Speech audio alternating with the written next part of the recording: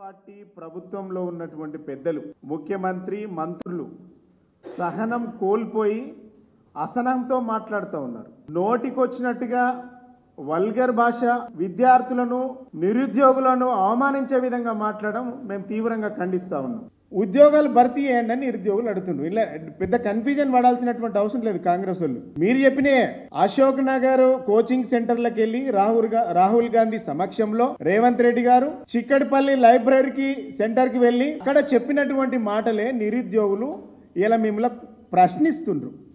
ప్రశ్నించే వాళ్ళను అవమానపరుస్తూ ప్రశ్నించిన వారికి సమాధానం చెప్పకుండా దొంగల్లాగా పారిపోతూ ఒక్క మంత్రి ఈరోజు అధికారంలోకి వచ్చి 7 నెలలు దాటింది.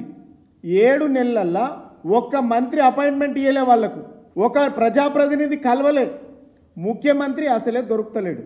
మేము అధికారంలో ఉన్నప్పుడు 115 నోటిఫికేషన్లు ఇచ్చి 1,62,000 ఉద్యోగాలు భర్తీ చేసినాం. ఉద్యోగాలలో ఉన్నారు, దమ్ముంటే చిత్తశుద్ధి ఉంటే చెక్ చేసుకోండి. కాంగ్రెస్ పార్టీ మేనిఫెస్టో ఇది. ఈ కాంగ్రెస్ పార్టీ మేనిఫెస్టోలో 2 లక్షల ఉద్యోగాలు సంవత్సరం లోపే ఇస్తామని చెప్పిండు. ఇంకేం చెప్పిండంటే ఏ ఉద్యోగాలు గ్రూప్ 1 గ్రూప్ 2 గ్రూప్ 3 ఏ ఉద్యోగాలు డేట్లతో సహా అనౌన్స్ చేసిండ్రు వీళ్ళు. ఇలా 7 నెలలు 8 నెలలు అయింది, ఒక్క నోటిఫికేషన్ రాలే. కాంగ్రెస్ మేనిఫెస్టోలో చదువుకోవచ్చు, ₹1 కట్టద్దు 2 లక్షల ఉద్యోగాలు ఇస్తామని చెప్పిండ్రు. ఇంకోటి ఏం చెప్పిండ్రు, గ్రూప్ 1 నియామకాలు ఏ డేట్లో ఇస్తానన్నారంటే 1వ తారీఖు ఫిబ్రవరి 2024 తారీఖు రోజు గ్రూప్ 1 పోస్టులు ఇస్తామని చెప్పిండ్రు. గ్రూప్ 2 పోస్టులు వచ్చేసి ఫేజ్ 1లా 1వ తారీఖు 4వ నెలల గ్రూప్ 2 నియామకాలు జరిగిపోతాయని చెప్పిండ్రు. గ్రూప్ 3 నియామకాలు ఫేజ్ 1లో 1వ తారీఖు 6వ నెలల 2024 తారీఖుల గ్రూప్ 3 నియామకాలు జరిగిపోతాయని చెప్పిండ్రు. గ్రూప్ 4 నియామకాలు ఫేజ్ 1 1వ తారీఖు 6వ నెల 2024 గ్రూప్ 4 నియామకాలు జరుగుతాయని చెప్పిండ్రు.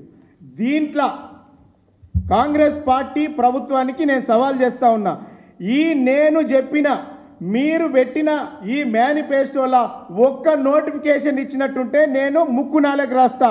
ఈ అంటున్నటువంటి సన్యాసులు దద్దమ్మలు ముక్కు నాలుగు రాస్తారా అని నేను డిమాండ్ చేస్తా ఉన్నా. నిరుద్యోగుల పక్షాన ₹1 కూడా ఫీజు కట్టద్దు అని చెప్పిండ్రు.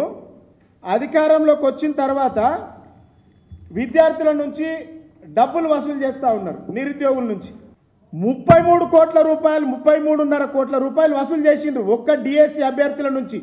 ఈ ఖజానా ప్రభుత్వానికి పోయింది. నిరుద్యోగుల జీవితాలతోని ఆడుకుంటున్నటువంటి ప్రభుత్వం ఈ కాంగ్రెస్ ప్రభుత్వం. ఇలా నిరుద్యోగులతో రాజకీయం చేయొద్దు. వాళ్ళు 45 రోజులు గడువు అడుగుతున్నారు, పోస్ట్ పోన్ చేయమన్నది గది. వాటితోని వాళ్ళ జీవితాలతో ఆడుకోకుండా వాళ్ళతోని మానవతా దృక్పథంతో వాళ్ళకు ఖచ్చితంగా సహకరించాలి.